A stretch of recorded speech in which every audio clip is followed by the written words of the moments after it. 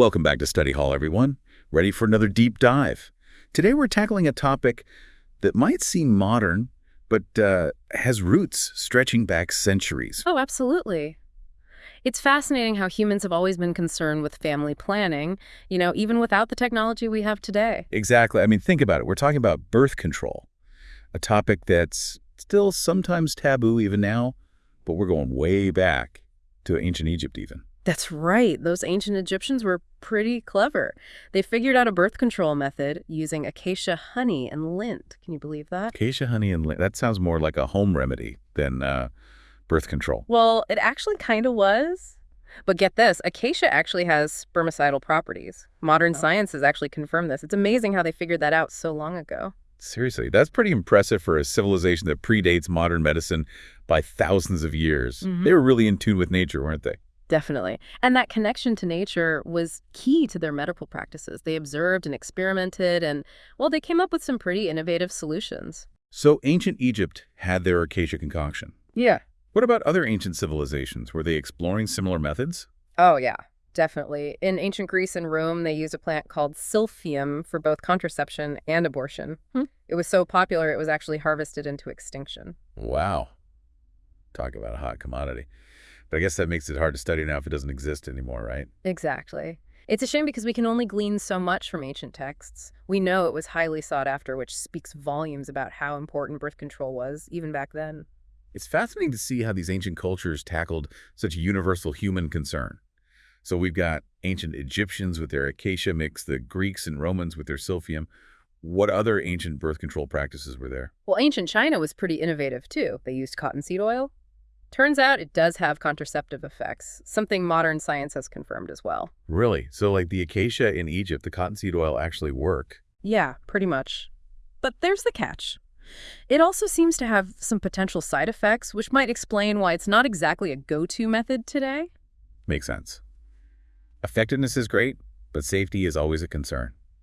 So plant-based solutions were popular across the ancient world. It seems like they were tapping into the power of nature for their family planning needs. Exactly, and they weren't limited to just plants either. Barrier methods were also in use, believe it or not. Both the Romans and the ancient Chinese used condoms. Wait, condoms? Back then, I mean, what were they made of? Certainly not latex. You got it. They were made from things like animal intestines and linen. Pretty resourceful, huh? Animal intestines. That's definitely not what comes to mind when I think of condoms.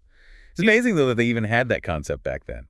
It is. It shows a basic understanding of, well, how things work. And it also highlights the importance of disease prevention, something that's always been intertwined with birth control. So we've got plant-based methods and early condoms in play. It seems like ancient civilizations were way ahead of their time in some ways. When do things start to shift toward more modern contraceptive options? Well, there's a major turning point in the 16th century with an Italian anatomist named Gabriele Falloppio. You might recognize the name. He's the one who discovered and named the fallopian tubes. Oh, wow. So he was clearly a pioneer in the field of anatomy. I'm guessing he had a hand in the evolution of condoms. Exactly. During the syphilis epidemic, he designed linen sheaths, basically early condoms, to combat the spread of the disease. It was the first documented scientific description of a condom. So the focus at that point was more on disease prevention than contraception. Right, exactly. But Falloppio's work marked a shift. It sparked the recognition that condoms could also be used for birth control. It opened up a whole new avenue for family planning. So it's like the purpose of condoms evolved alongside our understanding of anatomy and disease. Exactly. And by the 18th century, condoms made from animal skin were being explicitly marketed for both disease prevention and birth control in England. They even had marketing campaigns back then. Marketing campaigns for condoms in the 18th century. That seems pretty daring considering the social norms of the time. Oh, it was. There was definitely pushback. Religious and conservative groups saw condoms as immoral and a challenge to traditional values, and even some doctors questioned their effectiveness. Sounds familiar, huh? Some things never change. But despite the controversies, it seems like condoms continue to gain traction as a contraceptive method. They did. But things took a bit of a turn during the Victorian era with its strict moral code. Talking about birth control became taboo.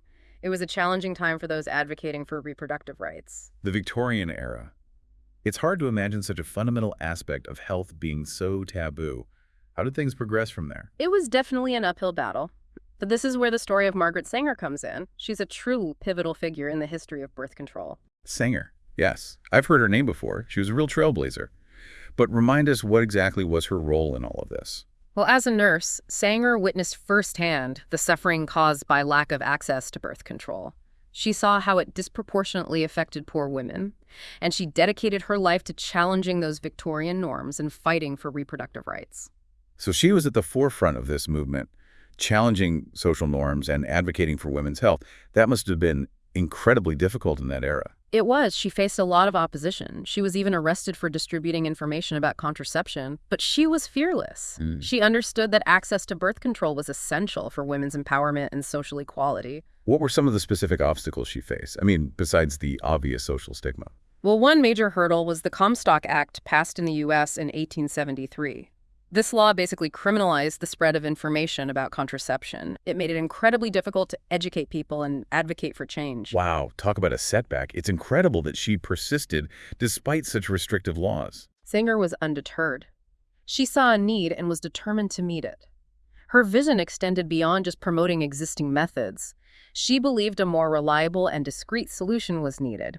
And that's where the idea of a hormonal contraceptive, what we know as the pill, began to take shape. Now, that was a game changer. But I imagine the science behind it was pretty complex for the time. Absolutely. Developing the pill required years of research and involved multiple key figures. Sanger found a scientific partner in Dr. Gregory Pincus, a brilliant, though somewhat controversial biologist known for pushing boundaries. It sounds like a perfect partnership, a visionary activist and a daring scientist. Exactly. And with financial backing from Catherine McCormick, a wealthy philanthropist and women's rights advocate, they had the resources to pursue this ambitious goal. Pincus focused his research on progesterone, a hormone crucial in regulating the menstrual cycle. His idea was to synthesize this hormone to effectively suppress ovulation and prevent pregnancy. That's amazing. Synthesizing hormones back then must have been incredibly challenging. It was a complex process involving years of trials and testing different compounds. Pincus worked with Dr. John Rock, a gynecologist who had already been experimenting with progesterone for treating menstrual disorders. Together, they meticulously honed the formula and dosage to create a pill that was both effective and safe. Safe being the key word there, I imagine. Yeah. But even with scientific breakthroughs, I can't imagine the path to approval was easy, especially given the social and religious climate at the time. You're right. The clinical trials, some conducted in the U.S. and others in Puerto Rico, were essential, but also raised ethical concerns. What were some of those concerns? Well, the issue of informed consent was paramount, particularly for the women participating in the Puerto Rican trials. Many were poor and had limited access to health care, making it difficult to ensure they fully understood the risks involved.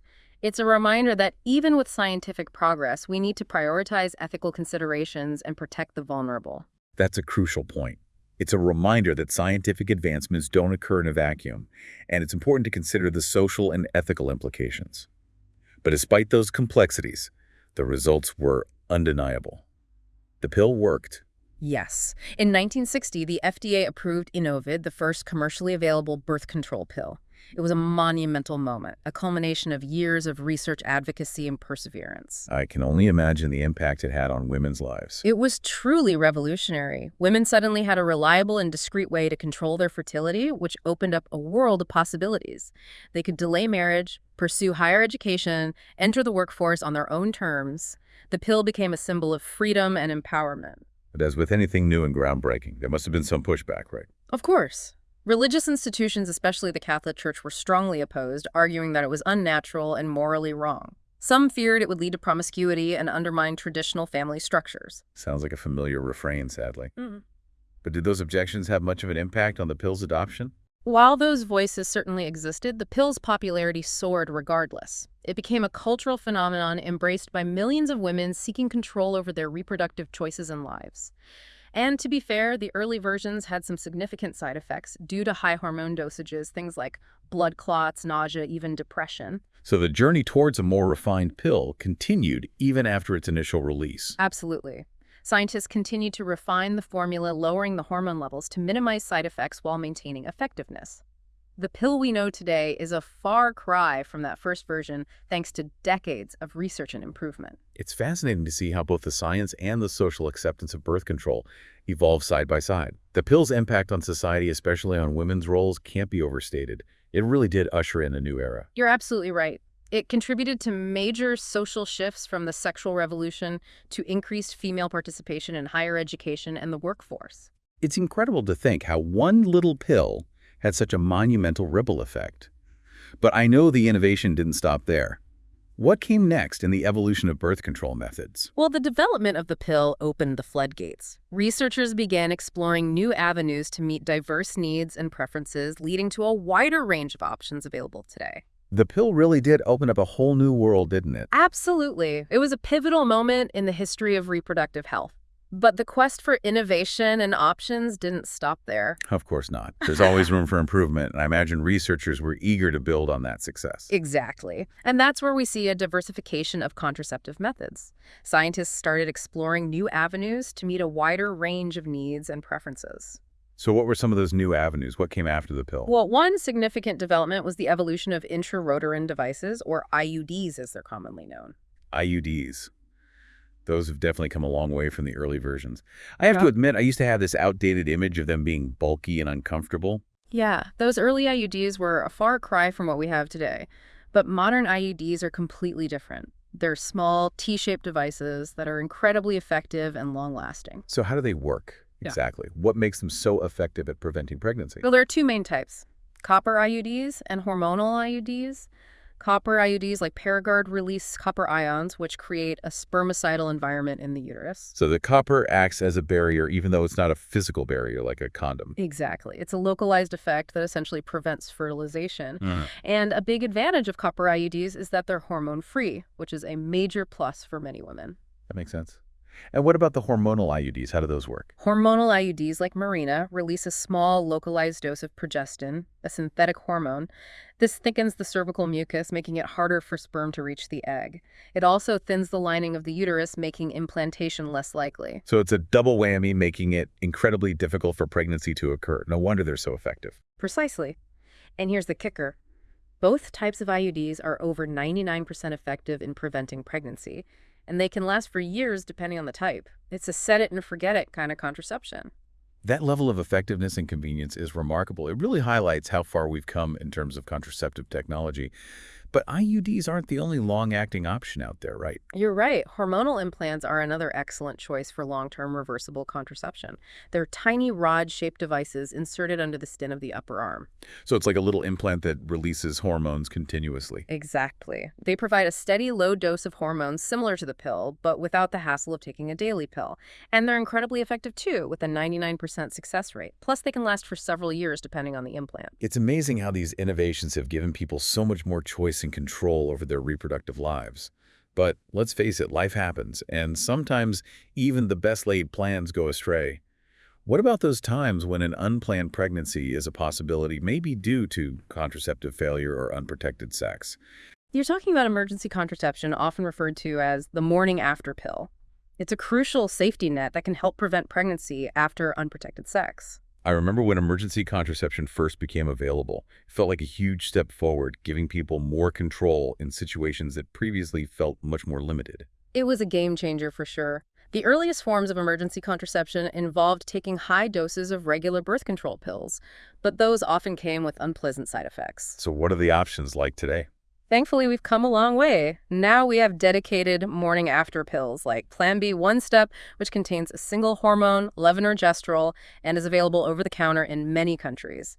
There's also Ella, which contains ulipristal acetate and is even more effective, working for up to 5 days after unprotected sex. It's incredible how far we've come in terms of the options available. From ancient plant-based remedies to high-tech implants and emergency contraception, it's clear that the desire to control fertility has been a constant throughout human history. Absolutely. But it's important to remember that birth control isn't just about science and technology. It's intricately connected to social and political realities. Access to safe and reliable contraception has been and continues to be a key aspect of women's rights and empowerment. You're so right. It's easy to focus on the advancements and forget about the bigger picture. The social and political aspects of birth control are just as important as the science itself. Definitely. It's been a long and often challenging journey to get where we are today. The fight for reproductive rights is ongoing, and it's important to acknowledge both the progress we've made and the challenges that still lie ahead. Absolutely. We can't take our access to safe and reliable contraception for granted. So where do we go from here? What does the future of birth control look like? That's a great question, and one that's difficult to answer definitively. But I think we can expect to see continued innovation and a focus on developing even more personalized and user-friendly options. Personalized options. What do you mean by that? Well, just as medicine in general is moving towards a more personalized approach, so too is the field of contraception. Researchers are exploring ways to tailor birth control methods to individual needs and preferences, taking into account things like genetics, lifestyle, and even personal values. That's fascinating. It sounds like the future of birth control is all about empowering individuals to make choices that are right for them. Exactly. It's about giving people the tools and the knowledge to take control of their reproductive health and make informed decisions. And I think that's something worth celebrating. I completely agree. It's been an incredible journey exploring the history of birth control, from ancient remedies to modern innovations. We've covered so much ground, and it's clear that this is a topic that continues to evolve and impact our lives in profound ways. It really has. And it's a reminder that the quest for safe, effective, and accessible contraception is far from over. It's an ongoing process that requires continued research advocacy and open dialogue. Couldn't have said it better myself. Thanks to everyone for joining us on this deep dive into the fascinating and ever-evolving world of birth control. It's been a thought-provoking exploration of history, science, and the ongoing struggle for reproductive freedom. It's been a pleasure sharing this journey with you. May we all continue to learn, advocate, and support each other in this vital endeavor. Until next time, keep those curious minds engaged and never stop exploring.